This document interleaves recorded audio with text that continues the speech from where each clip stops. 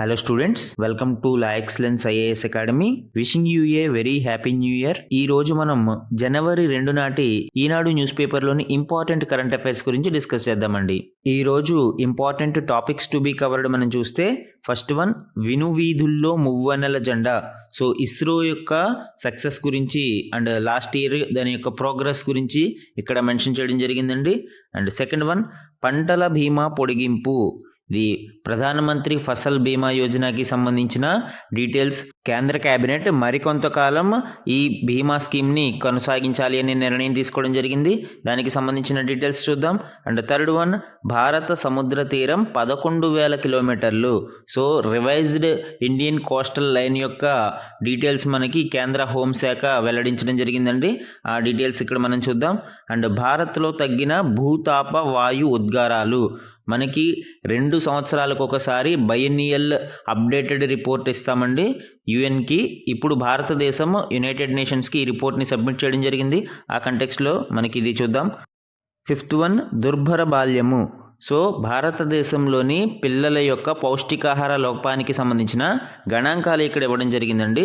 ఇది డిస్కస్ చేద్దాం. ఇవే కాకుండా other national regional important current అఫైర్స్ని కూడా ఈరోజు డిస్కస్ చేద్దామండి. ఈరోజు మన ఫస్ట్ ఆర్టికల్ చూడండి, వినువీధుల్లో మువ్వన్నెల జెండా. సో ఇస్రో భారతదేశం యొక్క అంతరిక్ష పరిశోధనా సంస్థ ఇస్రో యొక్క 2024 ఇయర్ రివ్యూ అనేది ఇక్కడ మెన్షన్ చేయడం జరిగిందండి. దీనికి సంబంధించి ఇస్రో యొక్క లక్ష్యాలు అండ్ భవిష్యత్ కార్యక్రమాలను కూడా ఇందులో మెన్షన్ చేశారు. ఇది మనకి సైన్స్ అండ్ టెక్నాలజీ, స్పేస్ టెక్నాలజీలో ఇంపార్టెంట్ అండి. అరుదైన విజయంతో 2024లోకి అడుగుపెట్టిన భారత అంతరిక్ష పరిశోధనా సంస్థ ఇస్రో అంతకంటే మహత్తరమైన గెలుపుతో ఆ ఏడాదికి వీడ్కోలు పలికింది. విశ్వాంతరాలలో ఎక్స్రే తరంగాల మూలాల అన్వేషణకు ఎక్స్పోసాట్ని నిరుడు జనవరి 1వ తేదీన ఇస్రో విజయవంతంగా ప్రయోగించింది. నాసా తర్వాత ఆ ఘనత సాధించిన 2వ సంస్థగా మనకి ఇస్రో నిలవడం జరిగిందండి. అలానే డిసెంబర్ 30న అంతరిక్షంలో 2 ఉపగ్రహాల అనుసంధానాన్ని అంటే డాకింగ్ ఎక్స్పెరిమెంట్ని దిగ్విజయంగా నిర్వహించిన ఇస్రో త్రివర్ణ పతాకాన్ని మరోసారి రెపరెపలాడించింది. తద్వారా అమెరికా, రష్యా, చైనాలకు మాత్రమే సాధ్యమైన సాంకేతిక సామర్థ్యం ఇప్పుడు ఇండియాకి కూడా సమకూరిందండి. సో ఈ డాకింగ్ టెక్నాలజీ అనేది చాలా చాలా important, especially for the future endeavours of ISRO. అలానే 2035 నాటికి స్వీయ స్పేస్ స్టేషన్ అంటే భారత అంతరిక్ష స్పేస్ స్టేషన్ని సిద్ధం చేసుకోవాలి అని, ఆ క్రమంలో 2028 కల్లా బిఏఎస్ మొదటి మాడ్యూల్ను ఏర్పాటు చేయాలి అనేది భారతదేశం యొక్క అండ్ ఇస్రో యొక్క స్వప్నంగా చెప్పుకోవచ్చు. అండ్ దానిని సాకారం చేసుకునే కృషిలో మొదటి అడుగైన తాజా ప్రయోగం పూర్తి అయింది మనకి. సో ఈ డాకింగ్ టెక్నాలజీ అనేది భారత అంతరిక్ష స్పేస్ స్టేషన్కి చాలా చాలా ఉపయోగం అండి. ముఖ్యంగా డాకింగ్ టెక్నాలజీతోనే మనము స్పేస్ స్టేషన్ యొక్క కీలక భాగాలను డాకింగ్ చేసి నిర్మించడానికి అవకాశం ఏర్పడుతుంది. అలానే ఇస్రో యొక్క ఫ్యూచర్ ఎండీవర్స్ అయిన చంద్రయాన్ 4, శుక్రయాన్, గగనయాన్, తరువాతి తరం ఉపగ్రహ వాహన నౌక తయారీ లాంటి ప్రతిష్టాత్మక ప్రాజెక్టులలోనూ కూడా ఇస్రో ఇలానే విజయవంతం కావాలి అని భారతదేశం మొత్తం ఆకాంక్షిస్తూ ఉంది. అయితే ఇస్రో యొక్క గోల్ ఏంటి? మొత్తం మనము అంతరిక్ష రంగంలో ఈ అగ్రదేశాలతో పోటీ పడడమే ఇస్రో యొక్క గోల్. అంటే దీనికి విక్రమ్ సారాభాయ్ గారు అప్పట్లోనే చాలా అద్భుతమైన విశ్లేషణ ఇవ్వడం జరిగింది. ఇది మనకి UPSC mains answer writing, group 1 mains answer రైటింగ్లో చాలా చాలా బ్యూటిఫుల్గా యూజ్ చేసుకోవచ్చు అండి. ఇక్కడ చూడండి, భారత అంతరిక్ష కార్యక్రమాల ప్రధాన లక్ష్యం ఏంటి? ఈ ప్రశ్నకు విక్రమ్ సారాభాయ్ ఏనాడో సమాధానం చెప్పారు. చంద్రుణ్ణి, గ్రహాలను శోధించడంలో, మానవ సహిత రోదసి యాత్రలను చేపట్టడంలో సంపన్న దేశాలతో ఊరికే పోటీ పడాలన్నది మనకి లక్ష్యం కాదు. ప్రజలు ఎదుర్కొంటున్న వాస్తవ సమస్యల పరిష్కారానికి అధునాతన సాంకేతికత పరిజ్ఞానాన్ని వినియోగించుకోవడంలో మనం వెనకబడకూడదన్నదే ఈ ప్రయోగాల పరమోద్దేశమని ఆయన ప్రకటించారు. కొన్ని గణాంకాలని పరిశీలిస్తే ఇటీవలి నోవా స్పేస్ నివేదిక ప్రకారం 2014-24 మధ్యలో అంతరిక్ష పరిశోధనలకు ఇండియా సుమారు $1,300 కోట్ల ఖర్చు చేసింది. తత్ఫలితంగా జీడిపికి దాదాపు $6,000 కోట్ల సంపద జతకూడింది. అంటే మనం ఎక్స్పెండిచర్ 1,300 కోట్లు చేస్తే దానికి ఇన్కమ్గా మనకి $6,000 కోట్ల డాలర్లు మనకి లాభం చేకూరింది. సో ఈ విధంగా అంతరిక్ష పరిశోధనలు మనకి చాలా ప్రాఫిటబుల్గా నిలుస్తూ ఉన్నాయి. అలానే వీటి ద్వారా ప్రత్యక్షంగాను లేదా పరోక్షంగా దేశవ్యాప్తంగాను సుమారు 47 లక్షల మందికి ఉద్యోగ ఉపాధి అవకాశాలు అందుతూ ఉన్నాయి. అలానే ఈ స్పేస్ టెక్నాలజీ భారతదేశంలో అనేక రంగాలకి, ముఖ్యంగా ప్రకృతి విపత్తులను ఎదుర్కోవడానికి కావచ్చు, వ్యవసాయ, మత్స్య, విద్య, వైద్యారోగ్యం, పట్టణాభివృద్ధి, బ్యాంకింగ్, కమ్యూనికేషన్ తదితర రంగాలలో ఇది చాలా కీలకంగా ఉపయోగపడుతూ ఉన్నాయి. అయితే బడ్జెట్ పరంగా ఇస్రో యొక్క వార్షిక కేటాయింపులు చాలా తక్కువేనని చెప్పుకోవచ్చండి. మనము గడిచిన 55 ఏళ్లలో ఇస్రో కోసం ప్రత్యేకించిన సొమ్ము నాసా ఏడాది బడ్జెట్ కంటే తక్కువే అని ఇటీవల అధ్యయనం పేర్కొంది. అంటే ఇస్రో యొక్క గడిచిన 55 సంవత్సరాల బడ్జెట్ కంటే కూడా నాసా యొక్క 1 సంవత్సరం కేటాయింపులు చాలా చాలా ఎక్కువగా ఉన్నాయి. అంటే ఎంత వేరియేషన్ ఉందో ఇక్కడ మనం అబ్జర్వ్ చేయవచ్చు. అయినా సక్సెస్ విషయంలో ఇస్రో ముందంజలోనే ఉందండి. మనకి ఇప్పటికే 129 వ్యోమనౌకలను ప్రయోగించిన ఇస్రో అమెరికా, కెనడా, యూకే, దక్షిణ కొరియా, జపాన్లతో పాటు పలు దేశాలకి సంబంధించిన 432 ఉపగ్రహాలను నింగిలోకి పంపించగలిగింది. అంటే మనం ఇక్కడ సక్సెస్ రేట్ ఎంత ఉందనేది చూడగలము. అయితే ఇంత చీప్ అండ్ బెస్ట్ సర్వీసెస్ ని అందించగలుగుతున్నా కూడా మార్కెటింగ్ విషయంలో ఇస్రో వెనకబడే ఉందండి.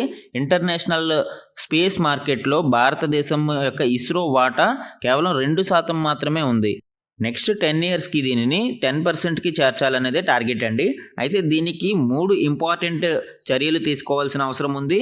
మొదటిది మనకి దేశీయ, ప్రైవేటు సంస్థల సమన్వయంతో ఈ గమ్యాల్ని చేరుకోవాలంటే ప్రైవేటు రంగ సంస్థల యొక్క భాగస్వామ్యం కూడా ఇందులో చాలా కీలకం అండి.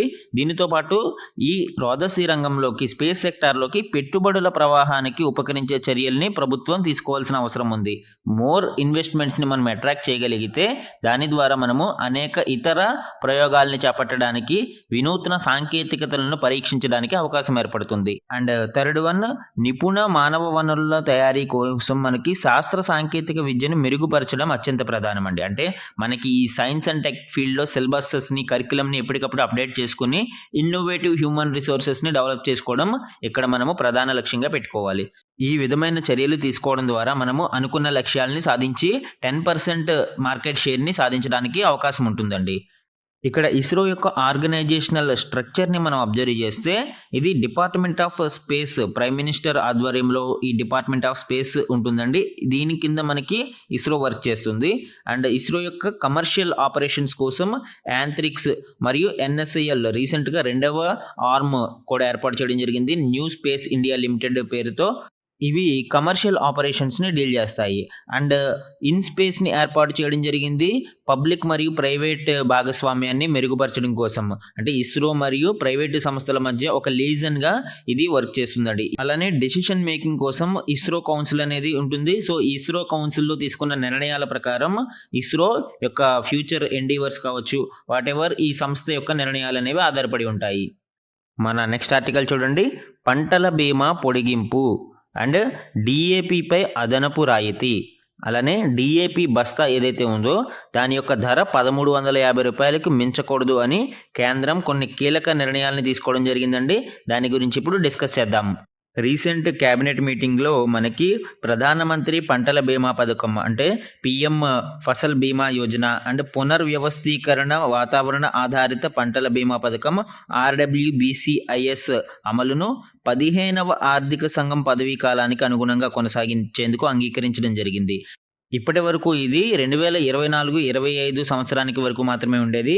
దీనిని ఇంకొక సంవత్సరం ఎక్స్టెండ్ చేసి 2025-26 ఆర్థిక సంవత్సరం వరకు దీనిని పెంచడం జరిగిందండి. అలానే దీనికోసం ఈ బడ్జెట్ని కూడా ఎక్స్టెండ్ చేయడం జరిగింది. ఇదివరకు దానిని 66,550 కోట్లు కేటాయించగా ఇప్పుడు ఆ బడ్జెట్ని 69,515 కోట్లకు పెంచడం జరిగింది. సో ఈ విధంగా 1 ఇయర్ పాటు ఈ ప్రధానమంత్రి ఫసల్ బీమా యోజన స్కీమ్ని ఎక్స్టెండ్ చేశారండి. అలానే వ్యవసాయానికి కీలకమైన డై అమ్మోనియం ఫాస్ఫేట్ DAP అని పిలుస్తారు. ఈ ఎరువుపై అదనపు రాయితీ కింద 3,850 కోట్ల వరకు వన్ టైం ప్యాకేజ్ ఇచ్చేందుకు కేంద్ర మంత్రివర్గం ఆమోదించింది. దీని ప్రకారం రైతులకు 50 కిలోల DAP బస్తా 1350కే అందుబాటులో ఉంటుంది. ఇప్పటి వరకు 1350కే ఉంది, కానీ అంతర్జాతీయ మార్కెట్లో ధరల పెరుగుదల వలన ఈ DAP బస్తా యొక్క రేట్ని పెంచాల్సి ఉంది. కానీ ఇప్పుడు కేంద్ర కేబినెట్ ఈ డిఏపి బస్తా యొక్క రేటు 1350కే ఫిక్స్ చేస్తూ అందువల్ల అయ్యే అదనపు ఖర్చుని ఈ రాయితీల రూపంలో భరించడానికి సిద్ధమైంది. ప్రధానమంత్రి ఫసల్ బీమా యోజనకి సంబంధించిన ఇంపార్టెంట్ ఫ్యాక్ట్స్ ఇక్కడ చూద్దామండి. ఇది సెంట్రల్లీ స్పాన్సర్డ్ స్కీమ్, అంటే కేంద్ర ప్రాయోజిత పథకము. ఇందులో రైతులందరూ వాలంటరీగా చేరవచ్చు. All farmers including sharecroppers and tenant farmers, అంటే కౌలు రైతులకు కూడా దీంట్లో భాగస్వామ్యం కల్పించుకోవచ్చు. అండ్ దీని యొక్క ముఖ్య ఉద్దేశం మనం చూస్తే pre sowing to post harvest period ఇన్సూరెన్స్ని కవర్ చేయడము. దీని ద్వారా ఏ దశలో పంట నష్టం సంభవించినా కూడా రైతులు నష్టపోకుండా ఈ బీమా సదుపాయం అనేది కల్పించబడుతుందండి. అండ్ ఈ ప్రీమియం రేట్స్ విషయానికి వస్తే 5% కమర్షియల్ ఆర్ హార్టికల్చరల్ క్రాప్స్, అంటే వాణిజ్య పంటలకి 5% గాను, ఖరీఫ్ పంటలకి 2% గాను, రబీ పంటలకి 1.5% గాను రైతులు చెల్లించాల్సి ఉంటుందండి. మిగిలినవి కేంద్ర రాష్ట్ర ప్రభుత్వాలు భరిస్తాయి. ఇందులో కేంద్రం వాటా మనం చూస్తే నార్త్ ఈస్టర్న్ స్టేట్స్కి అయితే 90:10 రేషియోలోను, అండ్ అదర్ స్టేట్స్కి 50:50 రూపంలోనూ మనకి కేంద్ర ప్రభుత్వం భరిస్తూ ఉంటుంది. అయితే ఏ ఏ పంట నష్టాలు ఈ కేటగిరీలో కవర్ అవుతాయి అనేది చూస్తే మనకి yield losses due to non preventable risks, అంటే మనము కంట్రోల్ చేయలేని రిస్క్స్ ఉంటాయి, నాన్ ప్రివెంటబుల్ రిస్క్స్ అంటాము. సో వాటి వలన లైక్ ఫ్లడ్స్, వరదల వల్ల కావచ్చు, కరువు కాటకాల వల్ల కావచ్చు, వర్షాభావ పరిస్థితులు కావచ్చు.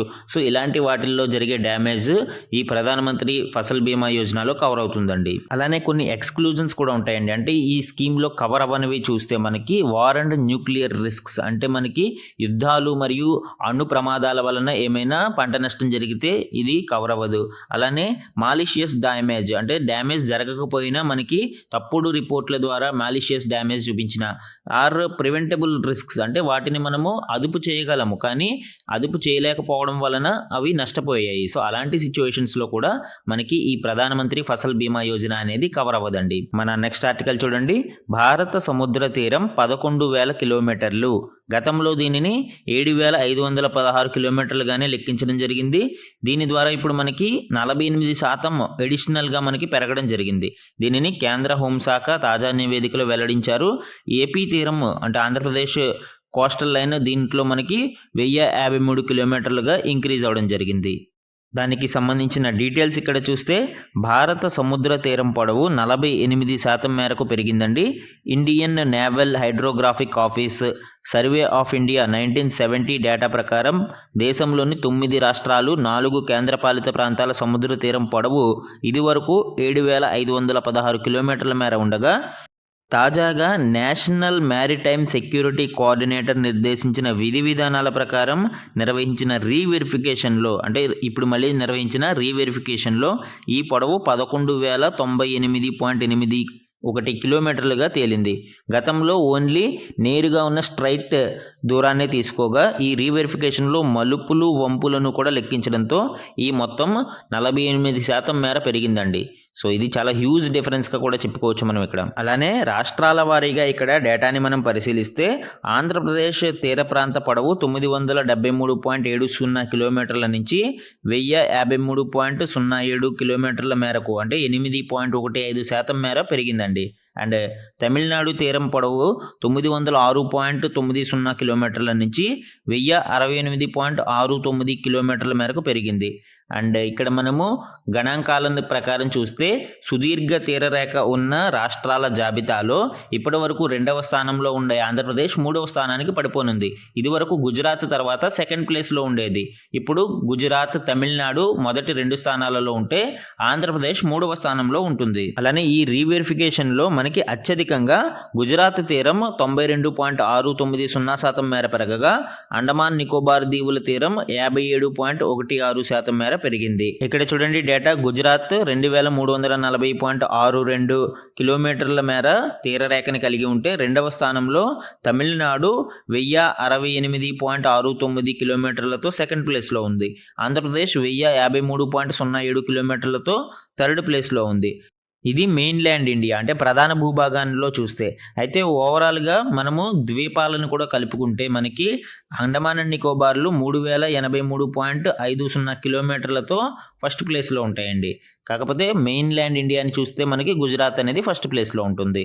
సో ఈ డేటా అనేది మనకి ఇంపార్టెంట్. మన నెక్స్ట్ ఆర్టికల్ చూడండి. భారత్లో తగ్గిన భూతాప వాయు ఉద్గారాలు, అంటే గ్రీన్ హౌస్ గ్యాసెస్ మనకి గ్లోబల్ వార్మింగ్కి సంబంధించి ఈ భూతాప వాయు ఉద్గారాలు అనేవి తగ్గడం జరిగింది. ఇది ఐరాస విభాగానికి సమర్పించిన నివేదికలో వెల్లడించడం జరిగిందండి. మనకి ఎవ్రీ 2 ఇయర్స్కి ప్రతి దేశము బైఎన్నియల్ అప్డేటెడ్ రిపోర్ట్ అని ఇవ్వాల్సి ఉంటుంది. ఈ బైఎన్నియల్ అప్డేటెడ్ రిపోర్ట్లో భారతదేశం ఐరాస విభాగానికి ఈ గణాంకాలను వెల్లడించడం జరిగింది.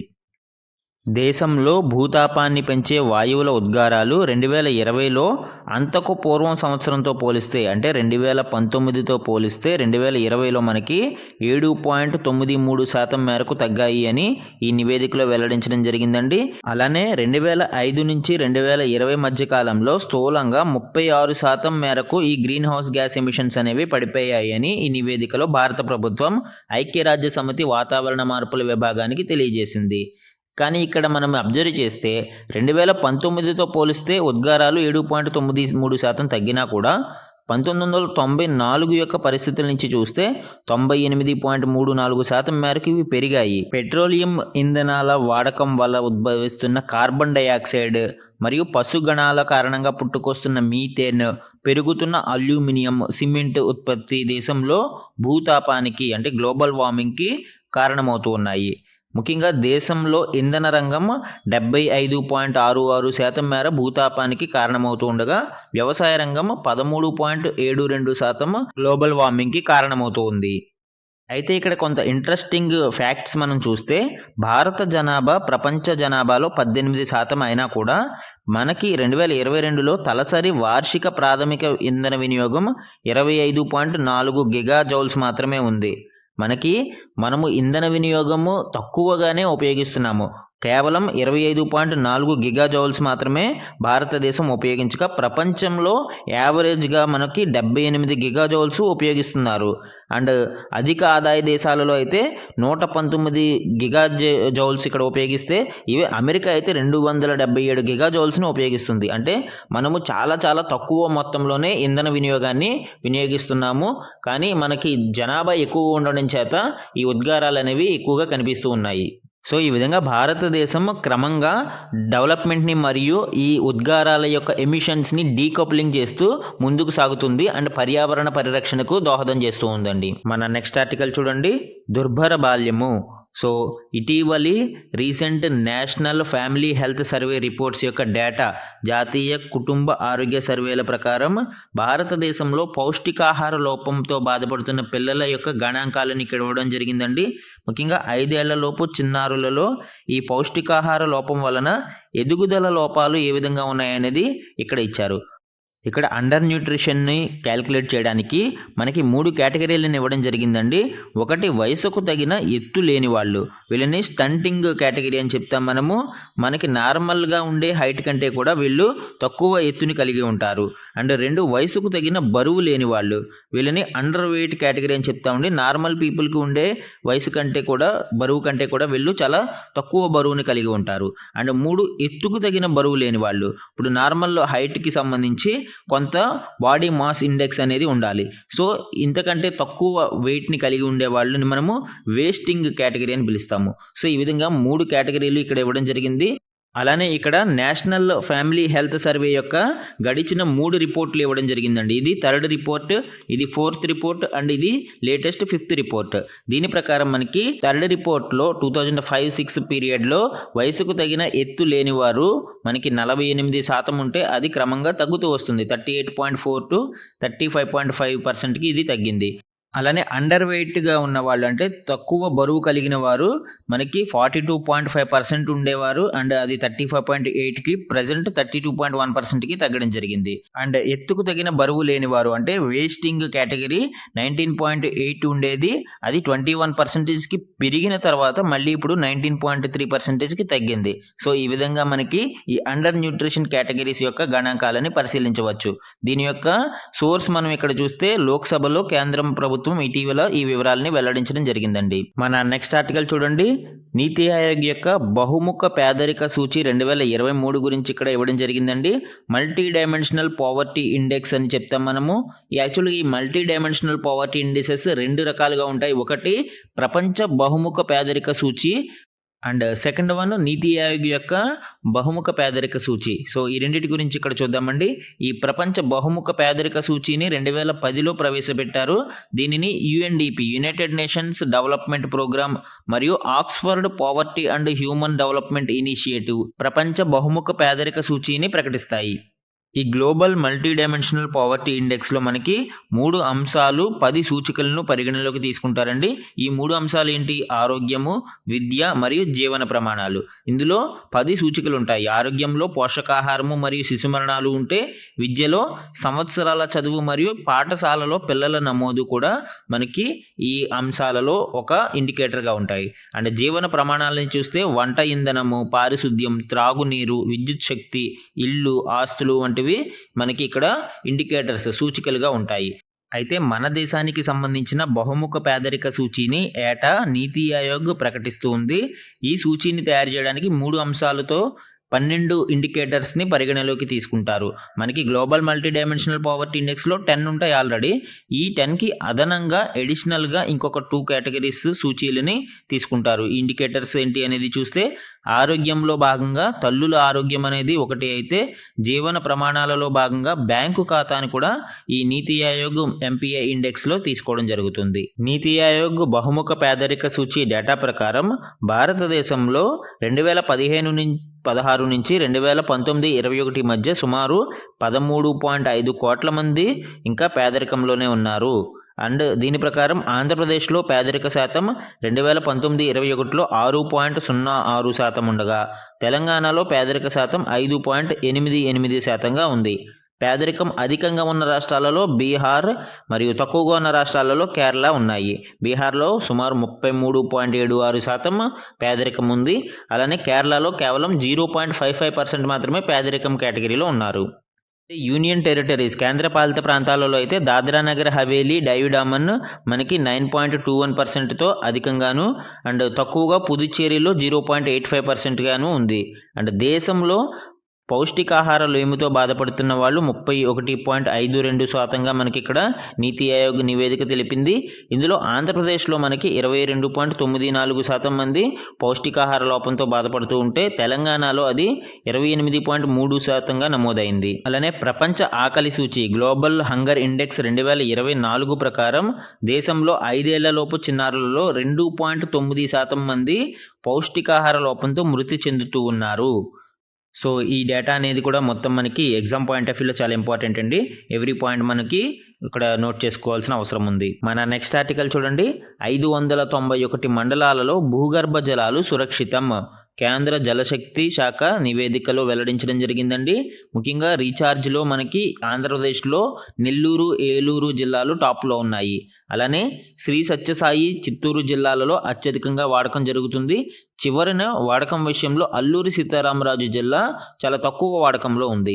ఆంధ్రప్రదేశ్లోని 679 మండలాలకు గాను 591 మండలాలలో భూగర్భ జలాలు సురక్షితంగా ఉన్నట్లు కేంద్ర జలశక్తి శాఖ బుధవారం విడుదల చేసిన భూగర్భ జలాల నివేదిక వెల్లడించడం జరిగింది. మనకి ఈ గ్రౌండ్ వాటర్ రిపోర్టు చాలా చాలా కీలకమండి. మనకి ఏ జిల్లాలలో అండ్ ఏ మండలాలలో ఎంత మేరకు గ్రౌండ్ వాటర్ రీఛార్జ్ అవుతుంది అనేది ఇక్కడ ఈ నివేదిక వెల్లడిస్తూ ఉంటుంది. ఈ నివేదిక ప్రకారం ఏటా రాష్ట్రంలో 27.8 శతకోటి ఘనపు మీటర్ల నీరు భూమిలోకి ఇంకుతుంది. అంటే billion metre cube, 27.8 billion metre cube water అనేది భూమిలోకి ఇంకుతుంది. ఇందులో మనము 26.4 బిలియన్ మీటర్ క్యూబ్ని తోడుకుని వాడుకోవచ్చు. కానీ అందులో కేవలం మనము 7.88 బిలియన్ మీటర్ క్యూబ్ మాత్రమే తోడుకుంటున్నాము. అంటే 29.83% మాత్రమే మనము ఉపయోగించుకుంటున్నాము. అత్యధిక భూగర్భ జలాల వినియోగం మనకి శ్రీ సత్యసాయి జిల్లా మరియు చిత్తూరు జిల్లాలలో నమోదైంది. అలానే అత్యల్పంగా అల్లూరి సీతారామరాజు జిల్లాలో కేవలం 0.01% మాత్రమే వాడకం జరుగుతూ ఉంది. అండ్ 2023తో పోలిస్తే 2024లో రాష్ట్రంలో భూగర్భ జలాలు 27.83 బిలియన్ మీటర్ క్యూబ్ నుంచి 27.80 బిలియన్ మీటర్ క్యూబ్కి తగ్గాయి. అంటే కొంత మేరకు తరుగుదల అనేది ఇక్కడ చూడవచ్చండి. అండ్ 2013 నుంచి 22 మధ్య కాలంలో అయితే భూగర్భ జలాలు బాగా పెరిగాయి.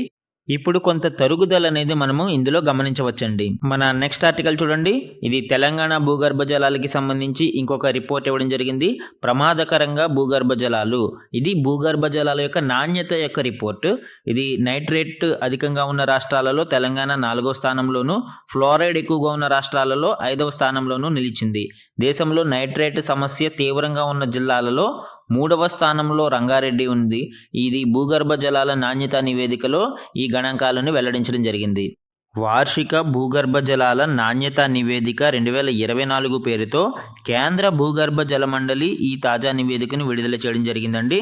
ఇక్కడ కొన్ని పర్మిసిబుల్ లిమిట్స్ని మనం అబ్జర్వ్ చేస్తే లీటరు నీటిలో 1.5 మిల్లీగ్రాములకు మించి ఫ్లోరైడ్ మరియు 45 మిల్లీగ్రాములకు మించి నైట్రేట్ ఉంటే పరిమితికి మించి ఉన్నట్లు భావించి ఆ నీరును తాగడానికి పనికిరాదని ప్రకటిస్తారు. సో ఇవి మనకి ఫ్లోరైడ్ అండ్ నైట్రేట్ యొక్క పర్మిసిబుల్ లిమిట్స్. అయితే మనకి చాలా రాష్ట్రాలలో ముఖ్యంగా తెలంగాణలో కూడా ఈ సమస్య అనేది వేధిస్తూ ఉంది. ఇలా అధికంగా ఫ్లోరైడ్ సమస్య ఉన్న రాష్ట్రాలలో రాజస్థాన్, హర్యానా, కర్ణాటక, ఢిల్లీ తర్వాత తెలంగాణ 5వ స్థానంలో ఉంది.